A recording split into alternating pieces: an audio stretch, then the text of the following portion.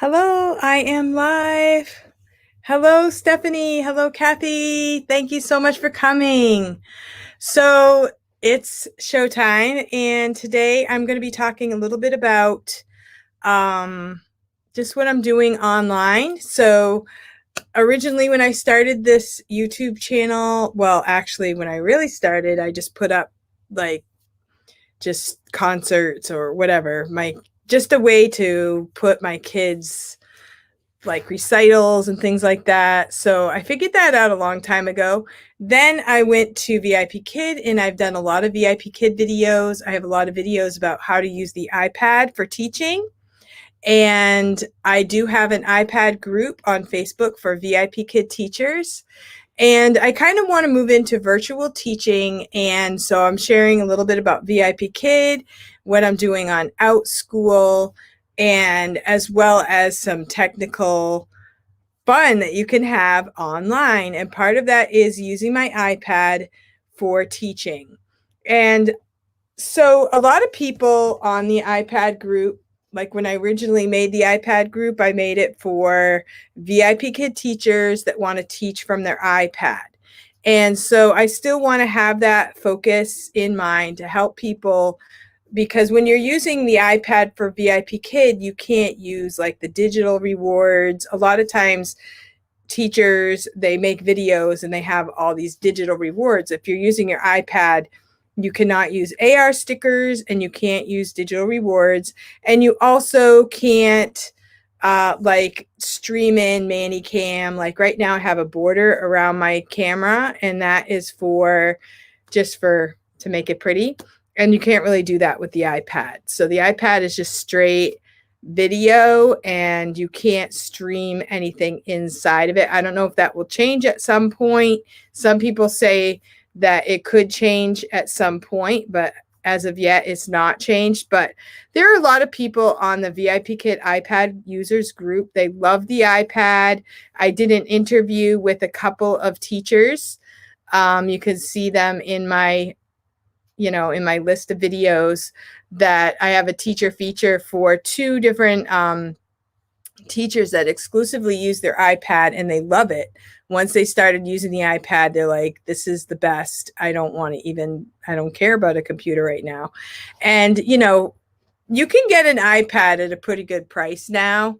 And so like Terry Cook, I did an interview with her and she said that she had the Chromebook, and when she switched to the iPad, she loved it, and it was a better price than buying a whole new computer. So that's an option. And other people on the group, they get like the iPad Pro, and they love it. They love the larger size. I actually have the iPad 3, so I don't even have like the top of the line iPad, but it works for everything that I need it for. Now, you can use the iPad for teaching for VIPKID. You can actually use it to teach with OUTSCHOOL. But for OUTSCHOOL, if you're going to do any kind of like, slides or whatever, you're going to have to go ahead and, use a regular computer. But, if you're in a pinch, the power goes out or something like that, and you have to teach the class from your iPad, then it's definitely doable. You're just going to have a camera. You're not going to be able to like share your screen and all that on the iPad. So it could work for a lot of things, and especially in an emergency. Now, I met one teacher, and she said she actually taught an OUTSCHOOL class on her phone in a pinch. So that's also a possibility because it's a Zoom link that you go to. So if that's, happens, that everything goes wrong and you're down to your phone, it can work, and it can be better than canceling a class. Or maybe you could meet up with your class and give them like half off if you weren't able to share your slideshow or something like that. So yeah, so I really want to share a lot of tips. So if you have an iPad and it's just sitting there and you don't, you're using it as a backup, there's a lot of other things you can do with it as well. And so stay tuned to my channel for more information like that. If you'd like to comment below if you have an iPad and you don't really use it for much and you'd like to use it for more, let me know. I do have a MacBook Pro, so I connect mine to my MacBook Pro. You can also connect it to a laptop or a PC as well. And I don't have all of the information for that, but I am actually checking into that so that I can help people that are in that situation as well. So today I just kind of wanted to share some of my OUTSCHOOL classes today. And I just want to show people, you know, what I'm teaching, where I'm at with OUTSCHOOL. My VIPKID is going well, and I don't have any problems with that. I'm booking fine. Last night I had some classes that I had booked, and I said I had some I had some plans, so I went ahead and canceled the classes. I hadn't had any cancellations for this contract yet. And so I opened up 3 more on Sunday, and I got 3 trial classes. So I've never done 3 trial classes in a row. A lot of people, when they first start for VIPKID, they teach trials a lot, but I never did. I just started right with the main courses. So Kathy says her iPad is just sitting there. I have a PC. I want to learn to use it more, but I just can't seem to find the time. Technology is not my friend. Yeah. And I hear you on that. And, you know, I've had to, in order to find out certain things, it does take time. And my kids are older. And like, you know, there's times I'll have time that I'm not doing anything else, and it will take me a while to figure it out. Or sometimes it could be days, weeks. So that's what's nice about, you know, how we can share with each other and, you know, kind of share technology with each other. So stay tuned, and thank you for letting me know that. I'd like to kind of gather a group together and see if we can work on these things together. And just, you know, the iPad is a great resource, and it has a lot of ways that you can use it. Now, Kathy, do you use yours do you teach for OUTSCHOOL? Can't remember if you said you taught for OUTSCHOOL or not. So I use it for VIPKID for my rewards, because I can put it in my, I can show you. I put it in the side, and you may have seen some of my videos, and I can use this for OUTSCHOOL as well. So I'll show you what I did today. So today I did, oh, this was actually yesterday, but I love this one. This is a matching game, okay? And this is stars to apples, and so the students just pick 2 numbers, and that one's not a match. So I have used this for VIPKID. I have also used this for OUTSCHOOL. So there are many, many themed. It's so funny because I think this mixes up on it because I don't remember. No. So you just kind of pick 2. The kids pick 2. So there's 2 that match. So then you get a check mark. So it's kind of like you don't have to really do much. Kind of like the cards when you normally do cards, you know. Okay, that one was number 2. So it's just a really fun way to do the rewards, and that's on my iPad. And then with Manicam, I have another screen, and I can switch to make it big. So I can make it big like this, or I can make it small like this, or I can go to another screen where it's not there at all. So I do not teach for OUTSCHOOL. I use it as an emergency backup at VIPKID. Okay. So you can use this, like I'll use this for a matching game, and I'll theme it with whatever our lesson is about. And with Stars to Apples, you can get the app for $9.99. And it looks like the apple. Where is it? There's the apple. And so what you're going to do is you download the Apple app from the App Store, and then you have to go to the VIPKID iPad, Stars to Apples group, and then you get a paper, like, what do you call it? Google Sheets. Okay, so I'll find that for you. So I go to Google Sheets, and it's green. So this is in my sheets, and it has a lot of, okay, I don't want that one. It has, okay, I'm done with that. So this is the sheets. These are all the rewards that are in there. So what you can do is you can look for something like, say you want to do matching. I have matching up here there's a search bar. You can't really see it on this video, but there's a matching search bar, and you press in matching or find a star, whatever your topic is. Like if you do Japan, something like that, you can see karate there. You can see Lego princess. So all of these different themes, and you press on one and then you download it. Okay, so let's see. Mooncake? No, I don't want to do mooncakes. All right, how about My Little Pony? So you press download, you press open, then you press open, and then it downloads to your device. And you can do this on your phone, and you can do this on your iPad as well. And then it just loads up. You press save, and then it will be in your rewards. So I've saved quite a few. So it comes with a few, but then it saves other ones. And then you can like switch in between classes. It's fast enough that you can switch from one reward to another if you want, or you can use the same reward for every class that day. You can do different things with it. So it's a really fun way to add rewards without having to go out to the store and buying some.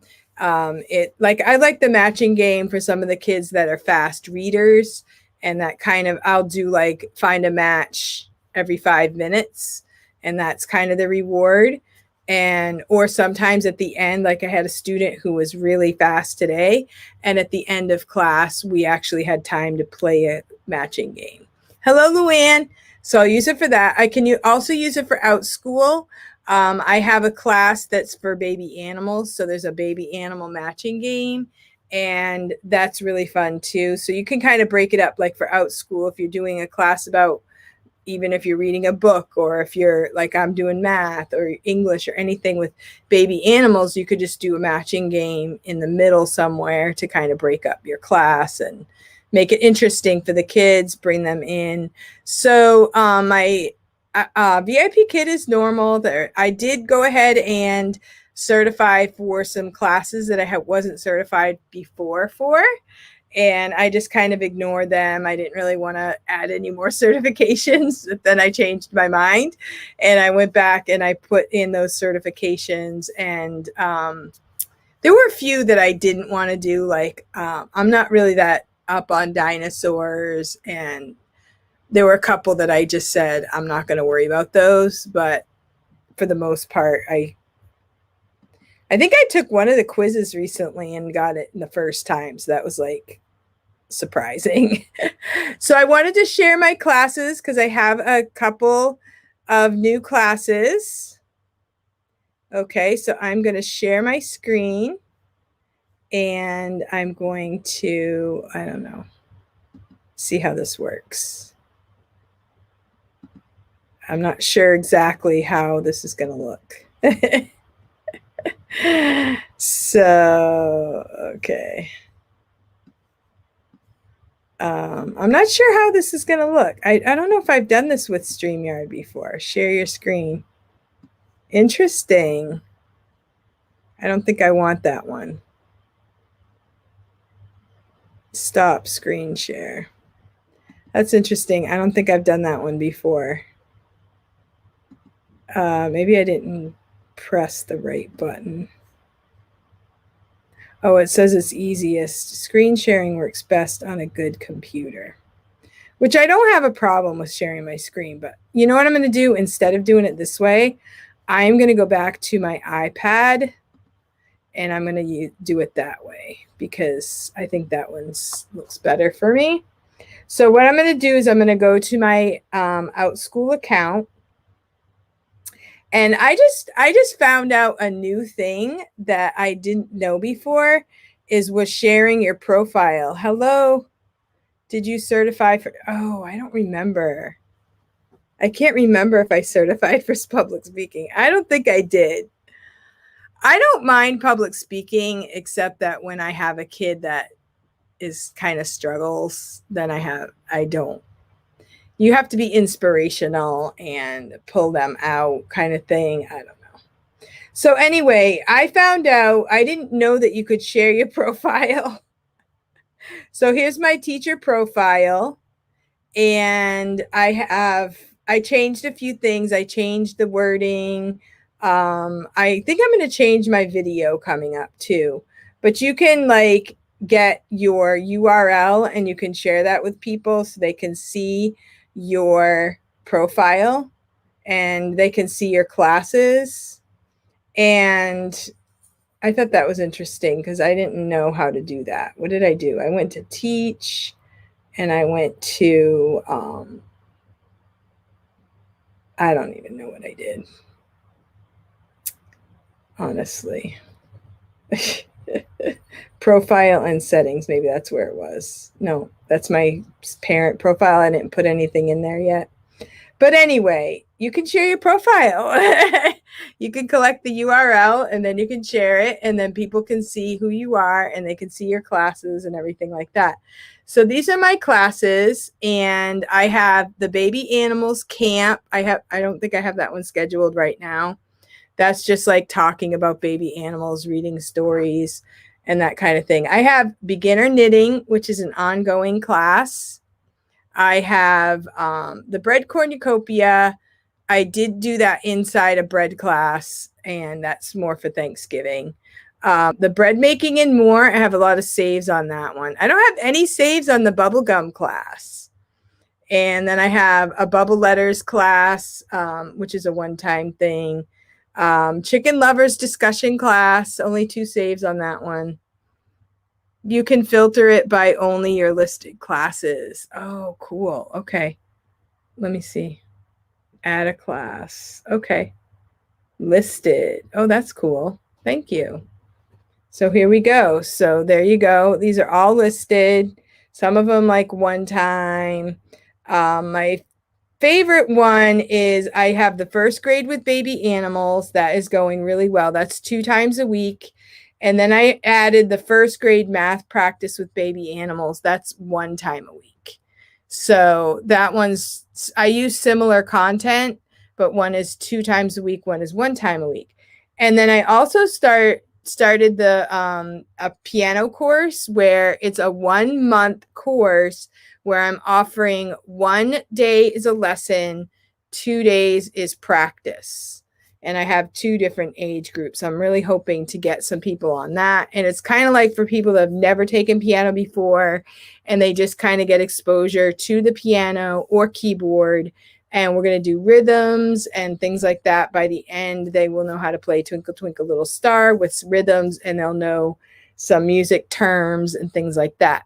So they can use it as a way to learn music, and they can continue with me to learn more piano, or they could just use it as a one-time 1-month class, whatever they prefer. And maybe they'll find out once they take the class whether they like it or not. So I've done the Let's Knit a few times. Knitting is very difficult to teach young people on the computer. So I found that out. Lots of people want to knit. I do have a really great class on Saturdays at 1 p.m.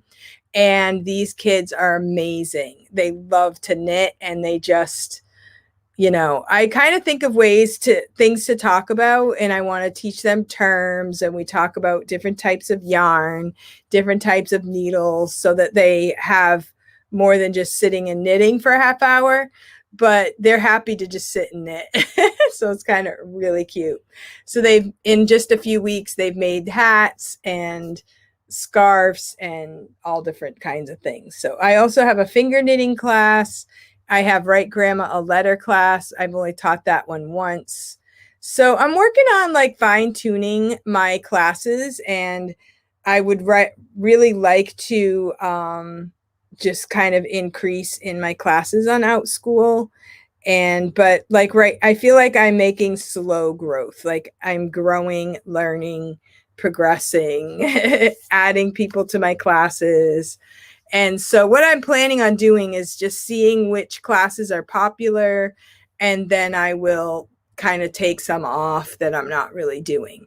And I want to do things that are kind of related to each other, and like has been recommended in different people that have talked about these, is like make classes that kind of build on each other, so that when they get done with this class, they'll go to this class and kind of move along and have new things to do with you as the teacher. So that's what I'm kind of looking at. But so far, it's been little by little to increase in my bookings. I also do a bread making class, and the bread making class is, I love teaching it. And I think I'm going to go ahead and try making a flex class with that one. And if nothing else, I'll learn a new skill, making a flex class. So I've taught this class a few times. Usually it's only 1 or 2 students. So I'm not really, maximizing my time on that, but it's all a learning experience, teaching knitting virtually, or teaching bread making virtually, and even piano. That is going to be a piano group. So teaching that virtually, and trying to teach in a way that they like your teaching and that they want to come back, it's all a challenge. So that's what I'm planning on doing. And it is kind of, I don't know, to be honest with you, it's very intimidating to go on to OUTSCHOOL and see all of these amazing, talented teachers and the things that they're doing and the ideas that they come up with. And I've only done ongoing and one time. Okay. And so, it's kind of intimidating to just kind of pursue and push yourself to continue, even though like I look at other people's classes and I'm like, nobody's going to want to take my class, like, I don't know. Maybe that's just me, but I feel like there are so many talented teachers, but I kind of want to just learn from other people, and just grow myself as a teacher. And so I am learning technology. Like I just tried to share my screen with StreamYard, but I'm not exactly sure. StreamYard is a little difficult because I'll have to figure out if I can practice off camera, because I think I can, like before I go into the live, I probably could practice. But with Zoom, you just press share your screen, and then it says choose the thing or choose the page that you want to share, and it's pretty easy. StreamYard's a little different. So that'll be a new thing I'll have to learn. But so I can share my screen on Zoom. I know basically all the Zoom features. I know how to save things into my drive. Like I'm making Canva slides for my classes, and I have a video that shows you how I do a game on my iPad, and I made that in Canva. And so I can share the way I did with this. I can just move with ManyCam. I can move to a different screen here. And so I can play a game on Zoom with the kids, and I can move the pieces around, which is kind of fun. I'm looking at Nearpod as well, and that one's interesting. I went through all of the like instructions for Nearpod, but I did try to make a little game, and that's a game where you have to give the student a code, and you get a code, all the students get a code, and then they can kind of play the game at the same time, which is kind of really interesting. But the tricky part is that everybody has to have the code. And so it's going to have to be not probably first graders. It's going to have to be, and people that want to do the technology. So I think there's a mix, like I'm teaching math. And so I tell the kids, have your whiteboard and your pen, and we try to write the numbers on the whiteboard. And we also made a clock on the whiteboard and things like that. So I don't think parents want to go exclusively digital, right? So I think that you have to be careful not to think that everything has to be digital, because I think, actually there was a friend of mine, well, this new person that I met, I told her I teach online, and we were talking and everything, and we talked about music, and she's like, oh, do you teach piano? Because my daughter wants to learn piano. And I'm like, yeah, I just have this new course. Actually, I was like, she's older, so I was like, maybe she could be a test for me, and I could teach your daughter, and she could, like be my my tester to see how to do it online. But a lot of parents just want to skip the online thing, and they want to just be regular people.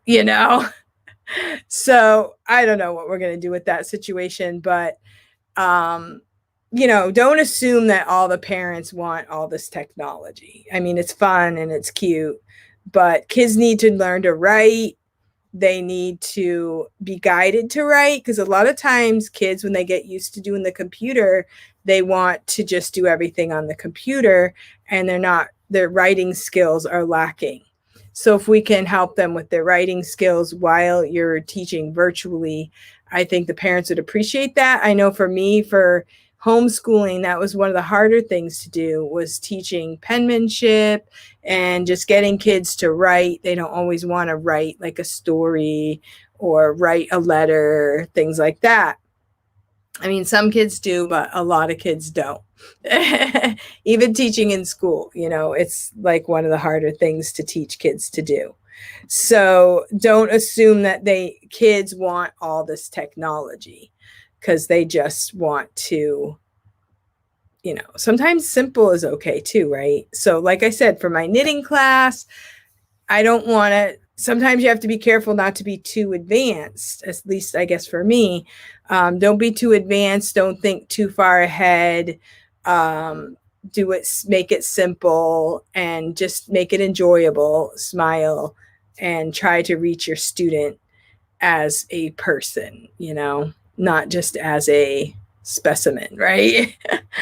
And so, yeah, so I had one interesting situation where I was teaching this little girl finger knitting, and I only had the one student on Saturday morning, and she was just doing finger knitting, and I taught her for a couple weeks, and her mother reached out to me and said, my daughter really likes you. We want to keep you as a teacher, but I don't want to sit there with her and help her do the finger knitting. So maybe you could teach her something else.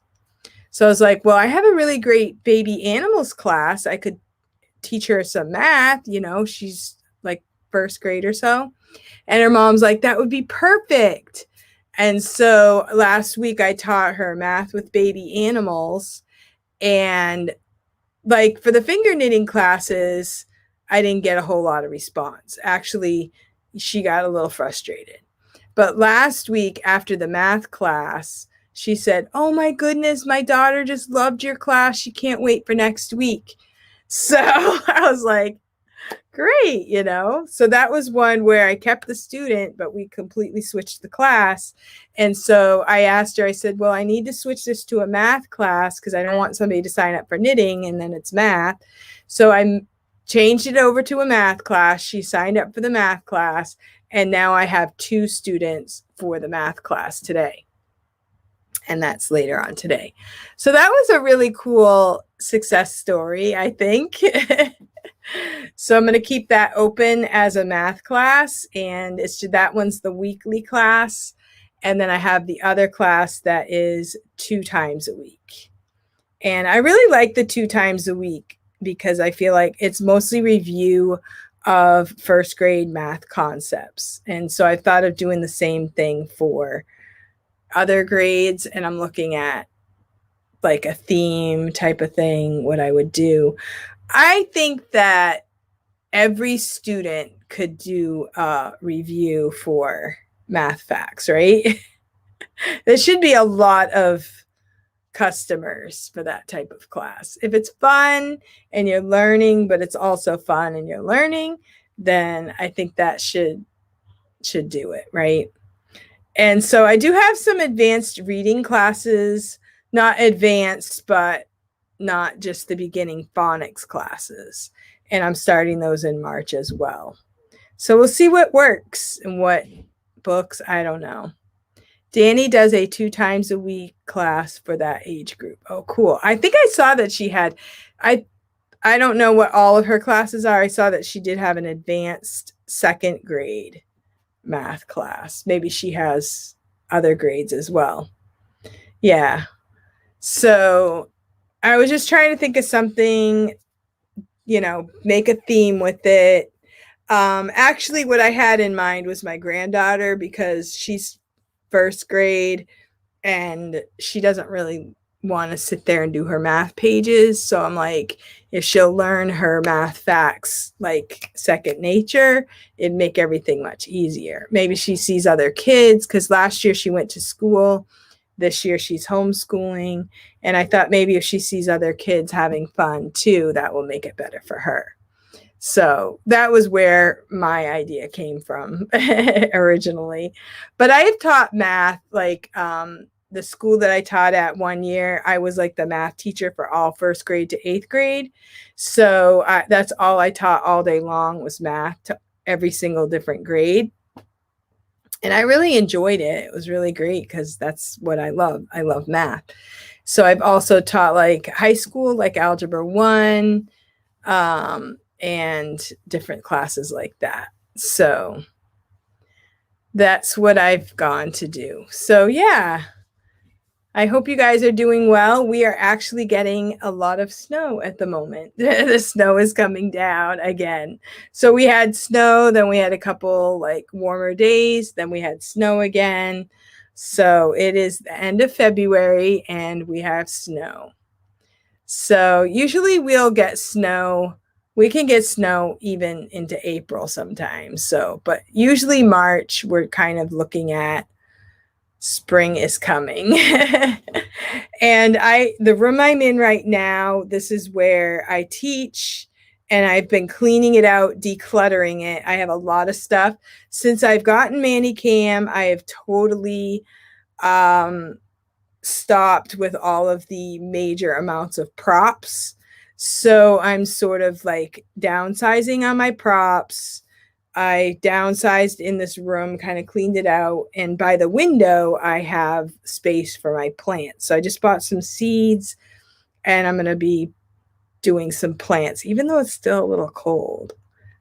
So hopefully, a lot of people are starting their plants now. They're starting their seeds. So my garden started out really well last year, but it did not go well. So I'm hoping this year will do better. Does your snow stay around or does it melt? Well, right now it's been staying. We've only gotten like a little bit by little bit, and it's stayed. We haven't gotten like feet of snow. We've only gotten a few inches at a time, but right now it's been around 32 to 34 or so, so it hasn't really melted. So we still had snow from the last time, and today it's snowing, but it's kind of a pretty snow. It looks like a snow globe out there. It's coming down slowly with big flakes. So it does look pretty. So yeah. And my kids have been skiing. I went skiing twice this year, which was really awesome.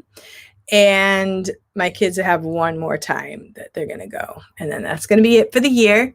And then we'll try something else. I was thinking maybe we would do hiking. So where we live, we have a lot of walking trails, hiking places, mountains, hills, things like that. There's a lot of places that we can go for hiking. So that might be something that we do for the spring. We also have lakes. So we have 2 kayaks and we have a canoe. So that might be something we do too, is just, we don't really have a trailer. So I'll have to figure that one out. So usually we have a little lake across the street. It's about half a mile. So the kids will just put the kayaks in the back of my van and then drive them down. But you can't really go too far with it like that. So yeah, looking at spring activities, things that we can do. that are, well, there's tons to do around my house too. Of course, gardening, getting the garden ready, and I have lots of projects around the house that we need to do. So we'll never want for things to do. Yes, we're near the White Mountains. We let's see, if we drive up an hour and a half or so, we'll be in the mountains. So we can do lots of hiking if we want to drive. It's not, we have hikes right where I am, and we can climb up to higher elevations for a good view, somewhat close by.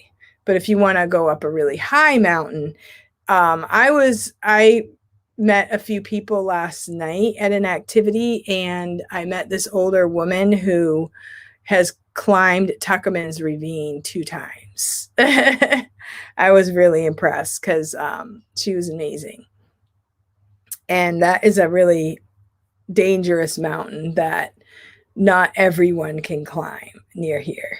Well, it's in the White Mountains, hour and a half or so up north. I have not done that.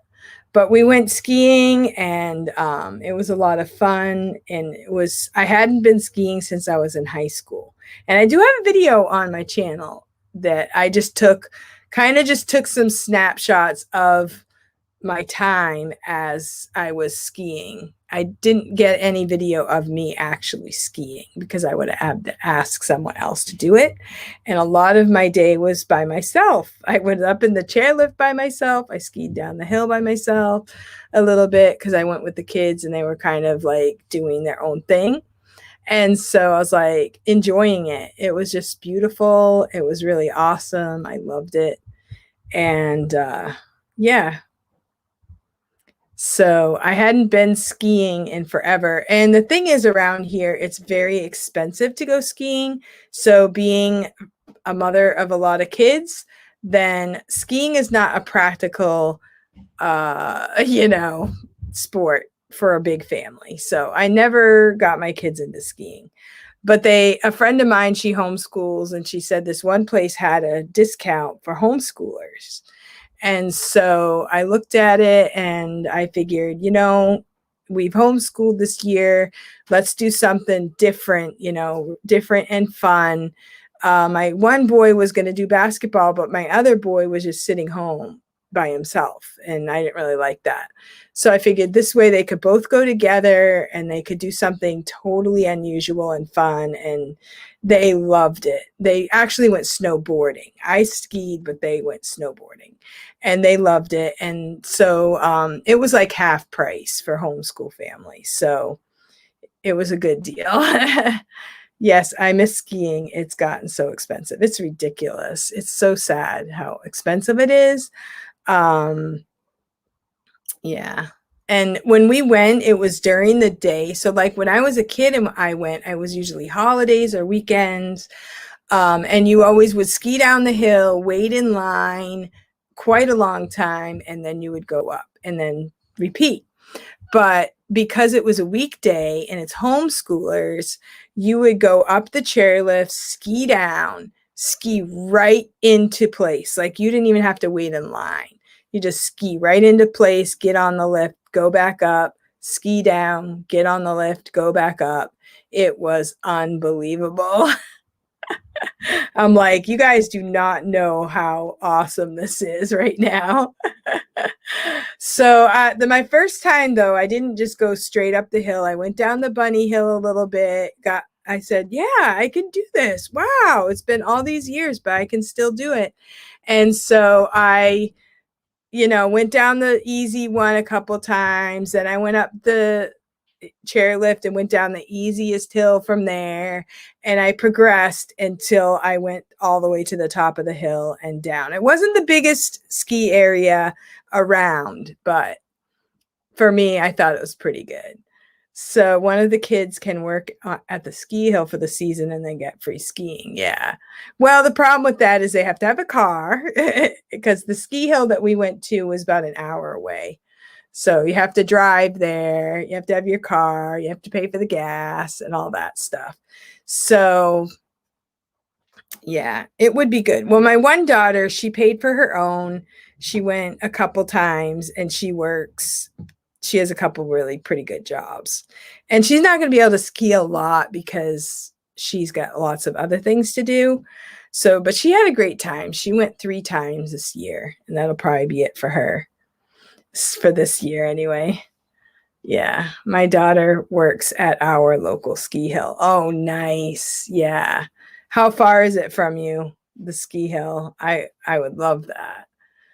So when I was a kid, my brother had talked about that as well. But you have to have a good season. Like around here, this season was a very good season for snow, for good weather, for skiing.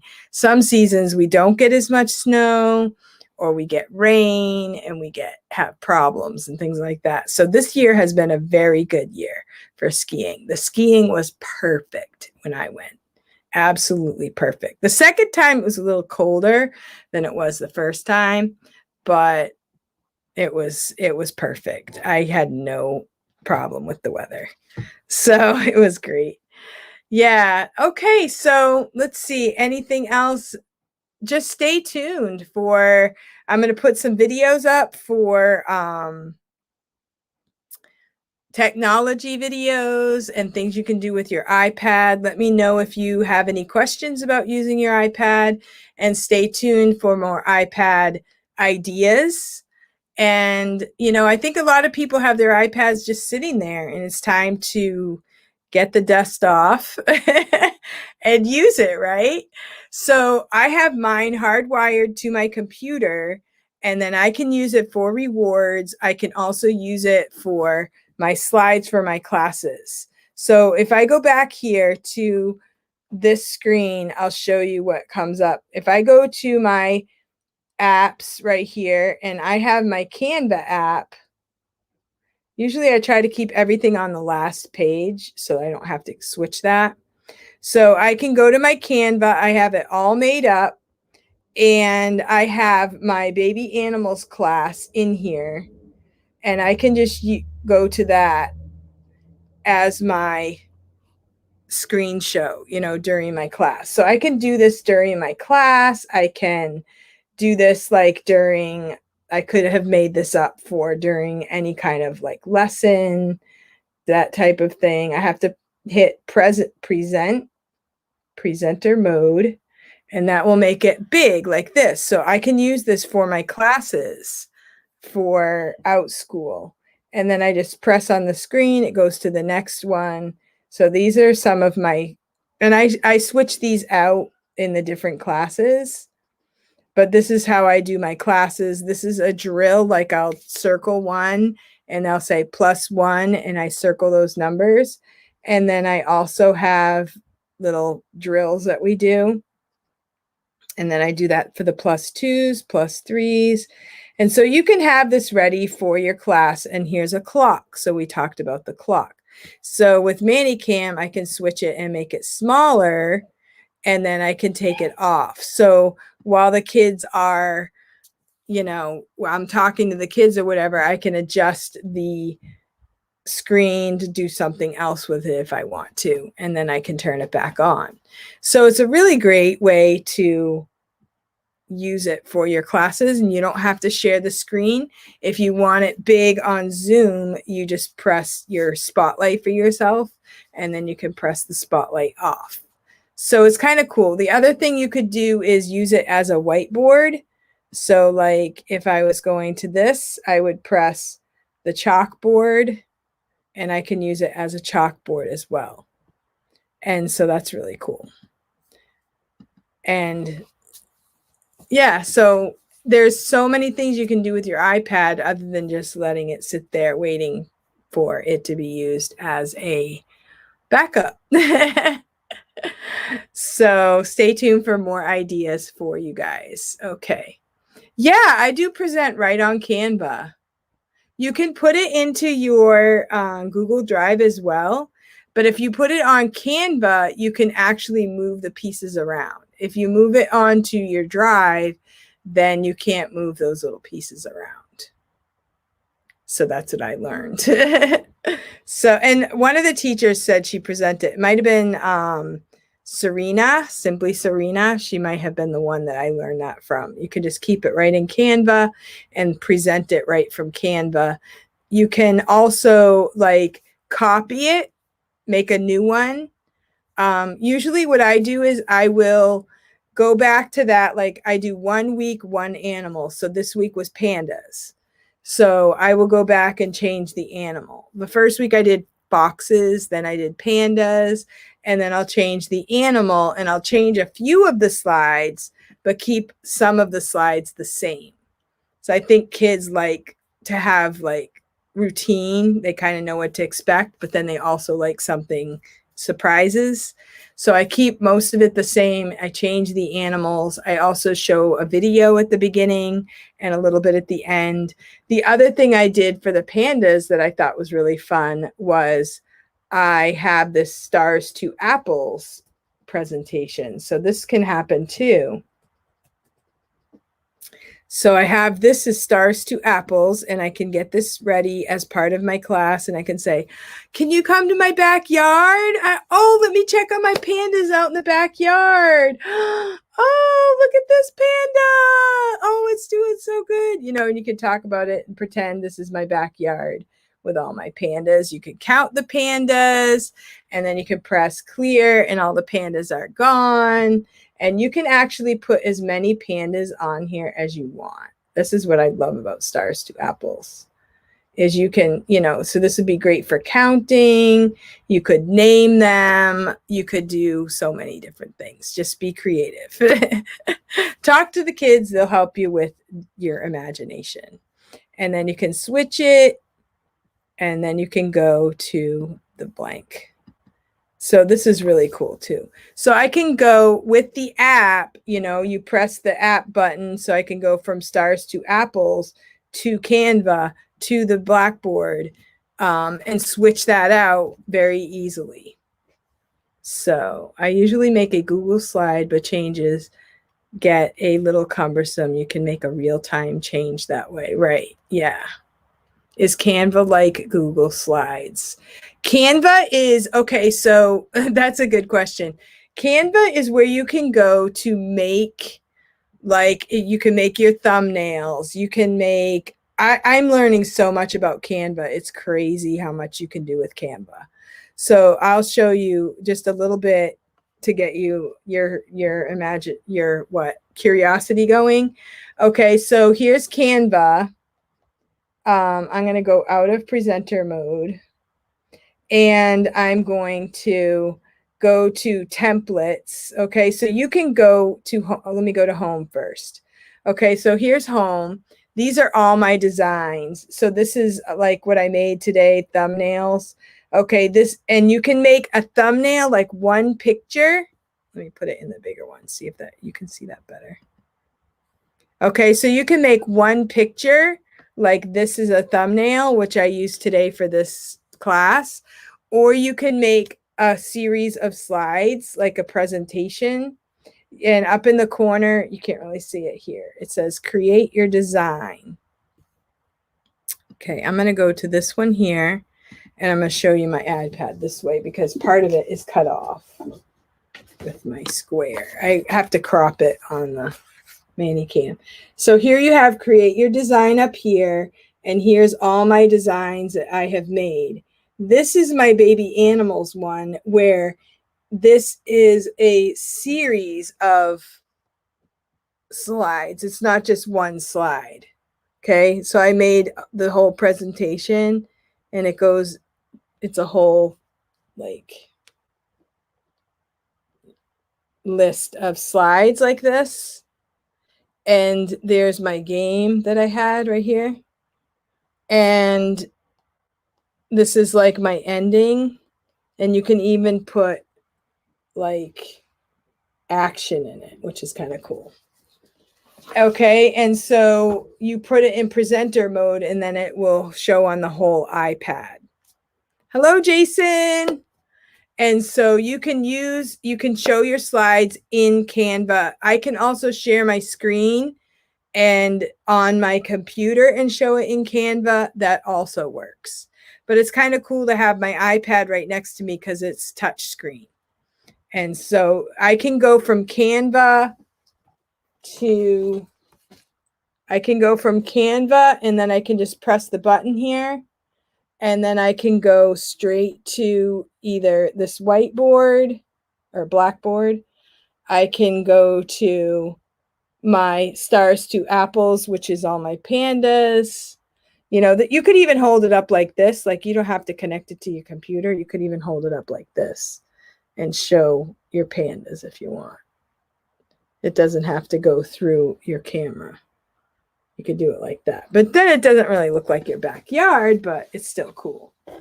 So you could talk about anything that way. They have different make a scenes for the stars to apples as well. So if you go to the Stars to Apples Facebook group for VIPKID teachers, you will get more information there. And they also put my videos somewhere on there, like in the announcement section or something, because I made a lot of Stars to Apples videos, just to show people how you can use them. I didn't really like the Stars to Apples at first, but when I realized that there was a whole set of rewards in the Google Sheets that they give you in the group, it opened up a whole new world. And plus you can make your own. So if there's some subject that you're doing, if there's some subject that you're doing for your class, like Luann, you're doing the human body and you're doing all of those different graphics, you could put those graphics into the Stars to Apples and you could make your own make a scene, because you could just put it together that way. Or you could do Canva too. Like, you could make your own little background for Canva, and then you could use those different things to move along with the Canva during a Canva presentation. Let's see. Yeah, I do a little bit by little bit to add technology to the classes. I'm trying to learn as much as I can about how to use the iPad, which includes learning about Canva. You can make up Canva stuff on your iPad. You can do it on your phone. You can do it on your computer as well. And I'm trying to keep up, trying to make my classes interesting. But just remember, one little interesting thing is enough for kids. Like, I'm doing math with baby animals. I have my own little flashcards in here I made with my own handwriting. I roll a dice. I have my own little dice that I roll. The kids love that. I have a dice like this. So I don't use all digital. But if you don't have a dice, I've got you covered. Go to your phone, download the dice app. Where is my dice app? Here it is. So this is really fun too. You can play a dice game and you can go like this. Tell me when to stop. And then you can play a game that way too. Stop. So you do have a dice right on your phone, which is kind of cool, isn't it? So you can do it either way. And now the last class, I told the kids ahead of time, bring your own dice. And I let the kids roll their own dice for the game. So that was fun too. So don't think you have to always have technology, but maybe add one little fun thing and then do lots of hands-on personal things as well. I have now added word searches to my classes and they do it together on the screen. Ooh, it's a fun way to end a class. Okay, I need a video on that. Word searches. Okay, so do you put it into like a Google Docs document and then show it on your screen, and then different people use the annotation tool on Zoom? Is that how you do it? That is a cool thing to do. Yeah. Yeah. And, we can get ideas from our VIPKID classes too, because they have word searches in some of their classes as well. And so that's what I was thinking when I'm doing my VIPKID classes. I'm like, oh, that's a good idea. I'll try that.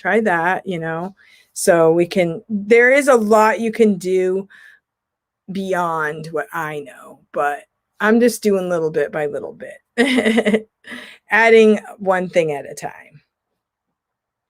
Yeah, Canva is really great. Now, for Canva, Lisa, you can get a free version. You can also write to Canva they have like an education version for educators. So in Canva, they have a lot of different graphics and there's a lot of stuff that's free. There's also stuff that you can use that you pay for. You can get like the professional version that you pay for Canva to use everything in Canva. Or you can get the educator's version. You have to write them a letter and tell them what you do as an educator, like what type of educator you are. And then they will give you access to the educator version for free. So you can check into that. Yeah, a little at a time, definitely. Canva is really fun. And there are a lot of videos on YouTube about Canva and what people do. There is so much. It almost gets overwhelming. So if you just do one thing at a time. I started Canva way back when I was selling Norwex. I was selling Norwex, and the girl who I signed up under, she's like, just make a Canva thing and just do this on Canva and do that on Canva. I'm like, I don't even know what Canva is. So I had to go back. I had to figure out what Canva was, figure out how to make a Canva thing. And since then, I've done it a lot for YouTube videos. And now I learned you can make slideshows. You can put in, like for my slideshow, you can put in blinking things. You can put in movement. So I think VIPKID uses Canva. I recognize pictures. Oh, yeah. Well, they have to use like stock videos, maybe so. Yeah. So I should get the educator's version right now. I pay for it. Yeah. I think the educator's version is less, like there's stuff that you don't get with the educator's version that you will get with the paid version. So a lot of people that they do a lot online and they make good money online, they just go ahead and pay for the top of the line Canva version. But for me, I'm kind of low key Canva right now. So I do the educator version is free to teachers. So you have to write them a little letter and you have to tell them like what you do, like that I'm a teacher, where you teach kind of thing. I don't know. They ask you some questions. And then they put you into the educator version. So anyway, well, I need to go because I'm going to get ready for my class today. And so I thank you guys for coming and thank you for chatting. I really appreciate it. And I hope you guys have a really great day. I'll see you around. Thank you. Happy teaching.